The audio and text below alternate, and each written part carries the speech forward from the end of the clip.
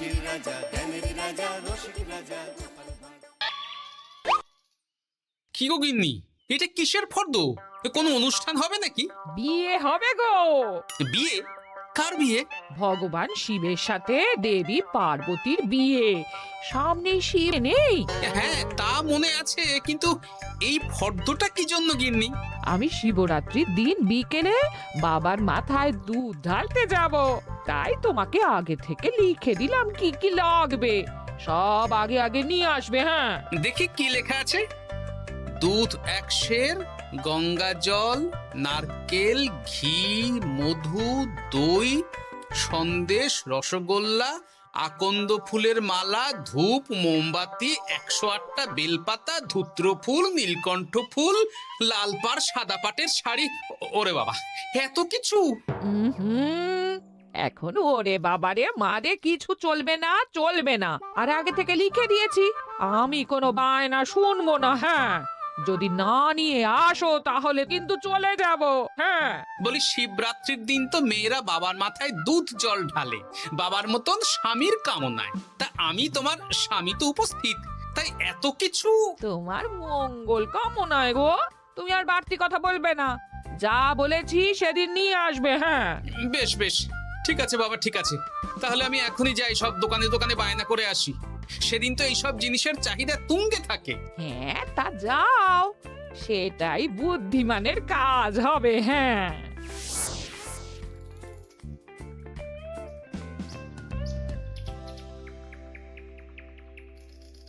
আরে এই তো পুটির বাবা, সকালে রাজসভায় গিয়েছিলে কিন্তু তেমন কোনো কথা হলো না। হ্যাঁ গোপাল দাদা, এখন কি যে করি।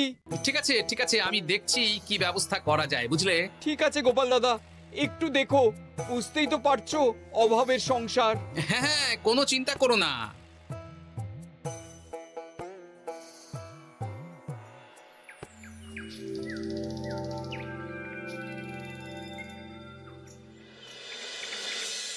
আচ্ছা, আজ তাহলে শিবরাত্রির আয়োজন নিয়ে আলোচনা হোক। মহারাজ, এসব নিয়ে আপনি চিন্তা করবেন কেন? আরে আমার মতন একজন মন্ত্রী থাকতে আপনার মাথা ঘামানোর কোনো দরকারই নেই। না না মহারাজ, একদম মন্ত্রী মশাইকে দায়িত্ব দেবেন না। উনি প্রত্যেকবার দায়িত্ব নিয়ে সব তালগোল করে দেন, আর সব শেষে বলেন আমার ভুল হয়ে গেছে, আমাকে ছেড়ে দিন। এই গোপাল গোপাল, একদম বাজে কথা বলবে না। আমি এখন ভালো হয়ে গেছি। ভালো না কালো? মহারাজ মহারাজ, আপনি আমাকে দায়িত্ব দিন, আমি সব সামলে দেব। সব কাজ সবাই মিলে করলেই তো ভালো। পুজো পাঠের দায়িত্ব আমার, বাকি আমি জানি না। সে ঠিক আছে, কিন্তু পুজোর জোগাড় অনেক দায়িত্ব, সব হিসেব করে কেনাকাটা করতে হয়। সবচেয়ে বড় ব্যাপার, তার জন্য সৎ হতে হয়। আমি কি অসৎ নাকি? আমি সব দায়িত্ব নেব। না, আমি নেব। আমি নেব। আমি। আহ, চুপ চুপ, একদম চুপ। গোপাল দায়িত্ব নেবে না মন্ত্রী, সেটা তো বিচার করতে হবে। কিভাবে বিচার করবেন মহারাজ? হ্যাঁ, একটা বুদ্ধির পরীক্ষা নেওয়া হবে। আমি এখন গোপালের চেয়ে অনেক বুদ্ধিমান হয়ে গেছি। তাহলে তো ভালো, তুমি গোপালের বুদ্ধির পরীক্ষা নাও। যদি গোপাল জিতে যায় তাহলে গোপালই দায়িত্ব পাবে, নইলে তুমি। ঠিক আছে, আমি এক্ষুনি প্রশ্ন করছি। হ্যাঁ হ্যাঁ, করুন করুন। হ্যাঁ, এমন কি জিনিস যা তুমি যতই খাও পেট ভরবে না? বাবা, মন্ত্রী কি প্রশ্ন করলে! গোপাল, বলো বলো বলো। এবার জমবে মজা। বেশ, তাহলে বলি। হ্যাঁ, বলো বলো।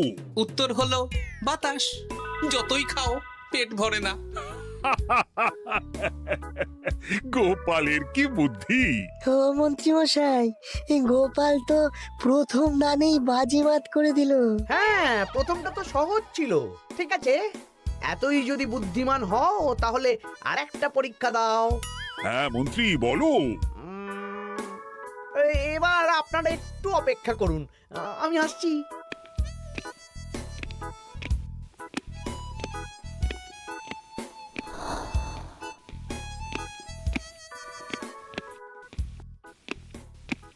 এই তো মন্ত্রী এসে গেছে, আবার হাতে একটা খাঁচা।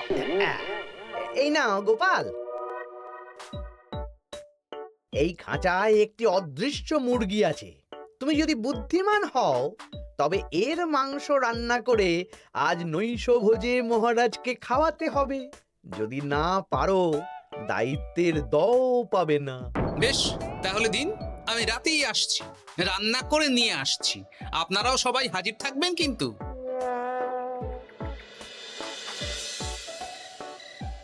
এই সেরেছে, গোপাল যে এখনো এলো না। গোপাল নির্ঘাত ফেসেছে। এই তো চলে এসেছি। এ কি গোপাল, তুমি তো খালি হাতে। মাংসের ঝোল রেঁধেও এনেছি। কই গোপাল, অদৃশ্য মুরগির ঝোল কোথায়? হ্যাঁ, কোথায় গোপাল? আহ, মহারাজ, অমন সুস্বাদু মুরগি আমি আগে কখনো খাইনি। আমি সেটা রান্না করে রাজপ্রাসাদের প্রধান ফটকের বাইরে রেখে এসেছি। মস্করা হচ্ছে?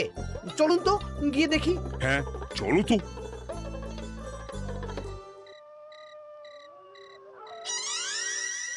এ কি, এখানে তো কিছুই নেই, আমি তো দেখতে পাচ্ছি না। আমরা তো কেউ কিছু দেখতেই পাচ্ছি না। কোথায় কোথায় মাংসের ঝোল? আরে মন্ত্রী মশাই, অদৃশ্য মুরগি রান্না করলে ঝোলটাও তো অদৃশ্যই হবে। আপনি দেখতে পাচ্ছেন না, মানে আপনার মনে পাপ আছে, নইলে আপনার চোখের সমস্যা। মহারাজ তো ঠিকই দেখতে পাচ্ছেন, তাই না মহারাজ? এই রে, গোপাল তো মোক্ষম জবাব দিয়েছে। হ্যাঁ হ্যাঁ, চমৎকার ঘ্রাণ বেরোচ্ছে। মন্ত্রী, তুমি দেখতে পাচ্ছ না কেন? ইয়ে না মানে ঠিক আছে ঠিক আছে, পাচ্ছি, দেখতে পাচ্ছি। একটু ঝাপসা লাগছে, মনে হয় চোখ দেখাতে হবে। তার মানে গোপাল তো মন্ত্রী মশাইকে পরপর দুবার হারালো। আর একটা সুযোগ দিন মহারাজ, শেষ সুযোগ। বেশ, দিলাম। গোপালের কিন্তু বিশাল বুদ্ধি। মন্ত্রী, দেখো তো তুমি পারো কিনা, আর এটাই শেষ সুযোগ। মহারাজ, গোপাল যদি এতই বুদ্ধিমান হয়, তবে ও কি বলতে পারবে কাল ভোরে আমার মনে প্রথম কোন চিন্তাটা আসবে? এটা তো খুবই সহজ কথা। কাল ভোরে আপনার মনে প্রথম চিন্তা আসবে মহারাজ যেন দীর্ঘজীবী হন এবং রাজ্যের উন্নতি হোক। এই সেরেছে, এবার তো মহা ফাপড়ে পড়লাম। আমি যদি বলি না, এটা আমার চিন্তা ছিল না, তবে মহারাজের কাছে গর্দান যাবে। আর যদি বলি হ্যাঁ, তবে গোপালের বুদ্ধির কাছে আমাকে হার মানতে হবে। কি মন্ত্রী, বলো। হ্যাঁ, ঠিক বলেছ গোপাল, এটাই আমার চিন্তা ছিল। সাবাস গোপাল, সাবাস, কি তীক্ষ্ণ বুদ্ধি। তাহলে এই বুদ্ধির পরীক্ষায় বিজয়ী হলো গোপাল। জয় গোপালের জয়। তাহলে শিবরাত্রির পুজোর আয়োজনের দায়িত্ব এবার গোপালের। আমার আর কোনো চিন্তা রইল না। মহারাজ, গোপাল তো সব দায়িত্বই পেল, আমাকেও কিছু একটা দায়িত্ব দিন। আমিও একটা ঈশ্বরের সেবা করার সুযোগ চাই। আহ, তুমি তো হেরে গেলে। তাতে কি, ভালো কাজ করতে চাইছি, একটু সুযোগ দিন মহারাজ। বেশ, তাহলে তুমি গ্রামবাসীদের ভোগ প্রসাদ খাওয়ানোর দায়িত্বটা নাও। ধন্যবাদ মহারাজ। হ্যাঁ মন্ত্রী, মিলেমিশে কাজ করো, কিন্তু ঝামেলা করো না। না না, আমি সুষ্ঠুভাবে পালন করব। ঠিক আছে মন্ত্রী মশাই, তাহলে ওইটুকুই করুক, কিন্তু আমার কাজে কোনো বাধা দিতে আসবেন না। না না না, তোমার কাজে কোনো বাধা আসবে না। আমি ভোগ প্রসাদ বিতরণ, খাওয়া দাওয়া, এই সব ব্যাপারটা দেখব।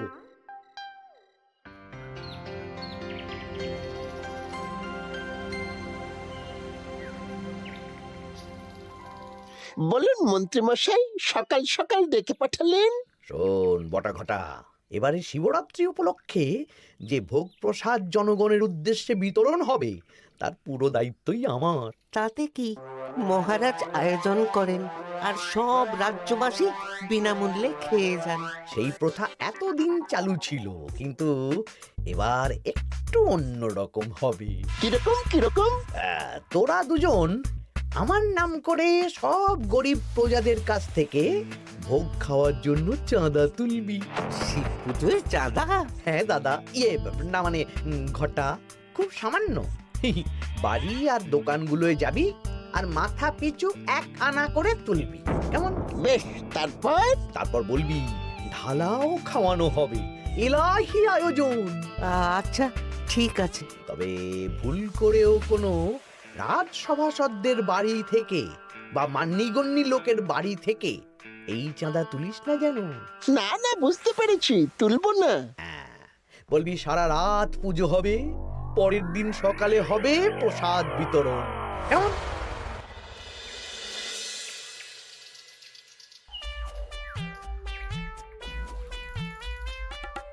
বলা, এবারে শিবরাত্রি উপলক্ষে যে পূজা হবে তার ভোগ প্রসাদ খাবে তো? হ্যাঁ হ্যাঁ, হ্যাঁ, নিশ্চয়ই নিশ্চয়ই। এবারে সব দায়িত্ব মন্ত্রী মশাইয়ের, এলাহি আয়োজন। তা তোমাদের বাড়িতে কতজন সদস্য?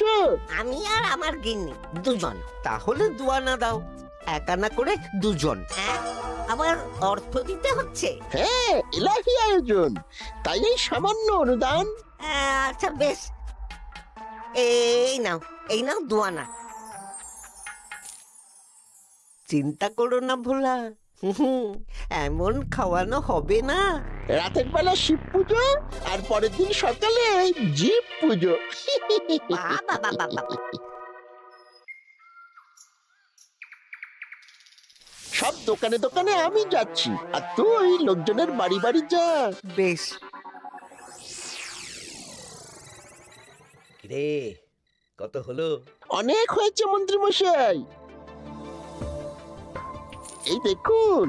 বাবা বাবা বাবা, ইহি, এক আনা করে নিয়েই তো থলে ভরে গেছে।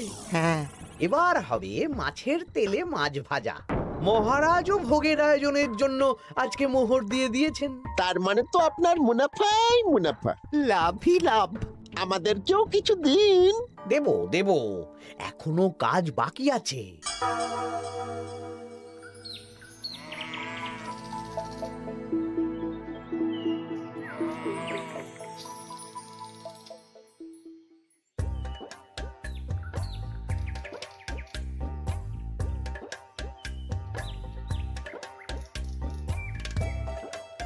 আরে আরে গোপাল দাদা যে, এত কিছু কি নিয়ে যাচ্ছ? এই তো শিবরাত্রির পুজো উপলক্ষে দশকর্মার বাজার রাজবাড়ি নিয়ে যাচ্ছি। এবারে তো এলাহি ভোগের আয়োজন। রাতের বেলা শিব পুজো আর পরের দিন সকালে নাকি জীব পুজো। মন্ত্রী মশাই দায়িত্ব নিয়ে খাওয়াচ্ছেন। না না, খাওয়ার আয়োজন তো এমন কিছু নয়। আমি যতদূর জানি ওই খিচুড়ি, আলুর দম, ছেঁচড়া, পায়েস, চাটনি আর একটা করে মিষ্টি। আর যতদূর জানি এই ভোগ খাবার জন্য সব গ্রামবাসী থেকে মাথা পিছু এক আনা করে নিয়েছেন। হ্যাঁ, ভোগের প্রসাদ তো বিনামূল্যে। মন্ত্রীমশাই এক আনা করে মাথা পিছু নিয়েছেন? হ্যাঁ গো, এরকম তো কথা ছিল না। আচ্ছা আচ্ছা, আমি দেখছি কি করা যায়। দেখছি আমি দেখছি।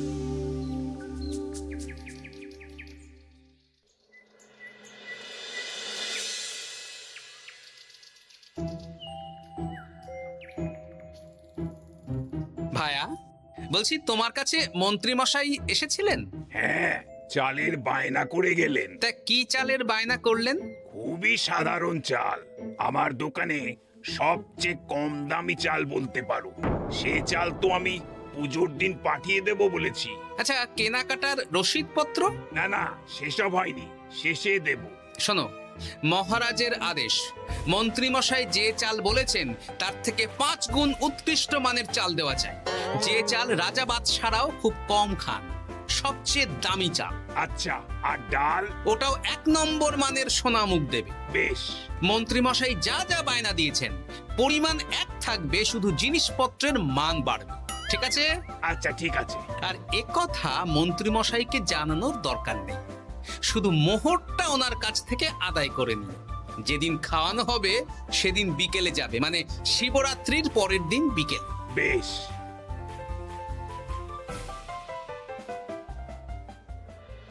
নাও ধরো গিন্নি, যা যা বলেছিলে সব কিনে এনেছি। এবার আমি মন্দিরে গেলাম, কেমন? ঠিক আছে গো, তুমি কি ভালো। দীক্ষেতা, চললাম এখন ভিড় সামলাতে।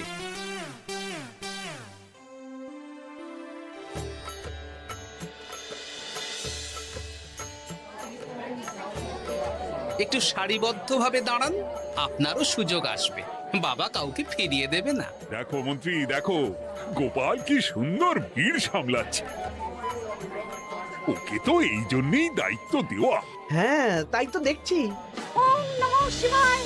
হে ভোলানাথ, দেবা দেবাদিদেব মহাদেব সকলের কল্যাণ করুন। জয় দেবাদিদেব মহাদেবের জয়। হে ভোলেনাথ মহেশ্বর, মঙ্গল করো বাবা।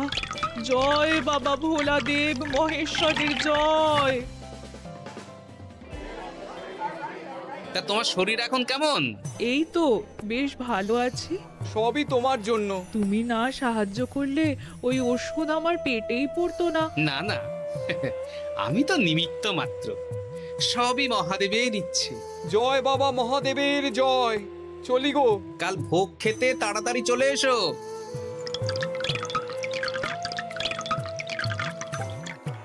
জয় দেবাদিদেব মহাদেবের জয়।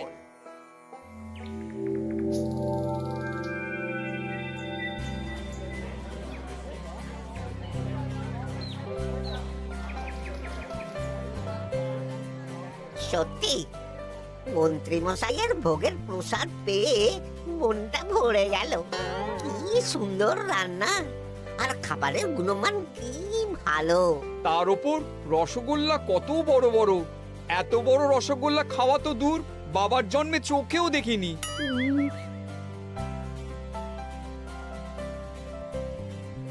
এই সেরেছে।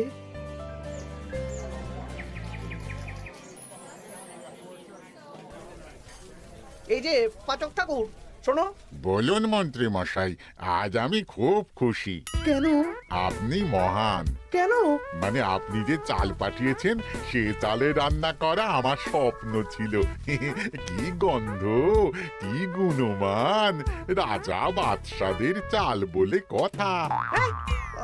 আমি তো খুব সাধারণ মানের চাল দিতে বলেছিলাম, 30 আনা সের মূল্যের চাল। কেন, নবাব বাদশাদের ঘরে এই চালটা থাকে। তাই? কোথা থেকে এলো? কেন, চালের দোকান থেকে এসেছে। মিষ্টিও দারুণ, রসগোল্লা তো নয়, যেন যেন একেবারে বড় বড় রাজভোগ। কি আকার, কি গুণমান, কি স্বাদ। আহা, দেখুন দেখুন দেখুন। বাবা, ভোলা এত বড় রসগোল্লা দিয়েছে। ঠিক আছে, যা হচ্ছে হতে দে। আমি তো চিন্তায় পড়ে গেছি।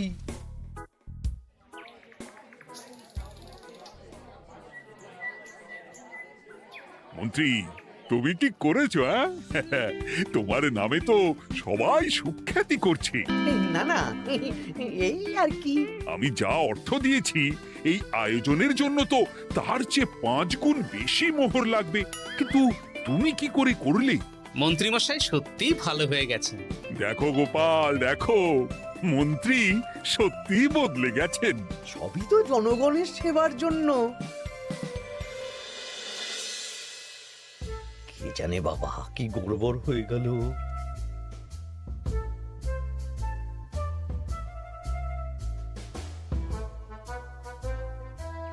মন্ত্রী মশাই, বকেয়া পাওনা নিতে এলাম। আপনার মোট হয়েছে চালের 350 মোহর, মুগ ডালের 250 মোহর, আর মশলাপাতি 100 মোহর। হ্যাঁ, বলো কি? মন্ত্রী মশাই, ওই আপনার মোট বকেয়া 300 মোহর। আর আমার এই 150 মোহর। হ্যাঁ, চলুন মহারাজ, একটু মন্ত্রীমশাইয়ের বাড়ির দিকে ঢু মেরে আসি। চল। চলুন, ওনাকে গিয়ে ধন্যবাদ জানিয়ে আসি। এই না না না, আরে আরে আমি কি করে দেব? আমি কি চন্দ্রমুখী আলু দিতে বলেছিলাম? আমি কি করে দেব? না না, ও আপনাকে দিতেই হবে। হ্যাঁ, কি বলছো মন্ত্রী? তুমি এত ভালো কাজ করেছো, এত বড় মুখ করে সকালে বললে যে সবই জনগণের সেবার জন্য। আরে আমি কিভাবে জানবো যে এত খরচ হয়ে যাবে? কেন মন্ত্রীমশাই, আপনি তো গ্রামবাসীদের থেকে অর্থ নিয়েছেন, মাথা পিছু 1 আনা করে। হ্যাঁ, মানে এই সব তো কথা ছিল না। এই সেরেছে, গোপাল কি করে জেনে গেল? এসব কথা কি আর চাপা থাকে? আর সেই জন্যই তো আপনি ভালো মানের খাবার খাইয়েছেন। সত্যি তো, যে মানের খাবার খাওয়ানো হয়েছে তা কৃষ্ণনগর কেন, আশেপাশের কয়েকটা নগরের লোকও এই জিনিস চোখে দেখেনি, আর তাই তুমি অর্থ আদায় করেছো। না মানে, আমি বুঝতে পারছি না, আমার অনুমতি ছাড়া এগুলো হলো কি করে? মন্ত্রী মশাই, বকেয়া পাওনা দিন, নইলে খারাপ হয়ে যাবে বলে দিচ্ছি। হয়ে গেল, আমি ভিখারি হয়ে গেলাম। অগিন্নি, মোহরের থলেগুলো নিয়ে এসো, গয়নাগাটি নিয়ে এসো। আমাকে পথে বসিয়ে দিল। কে কে আমার এত বড় সর্বনাশ করলো? আমি মন্ত্রী মশাই, আমি। আপনি যখন চাঁদা তুলে ভালো খাওয়াতে চাইছেন, তাই সবচেয়ে ভালো খাওয়ানোর ব্যবস্থা করে দিলাম, তাও আবার আপনার ঘাড় ভেঙে। আমার সর্বনাশ হয়ে গেল।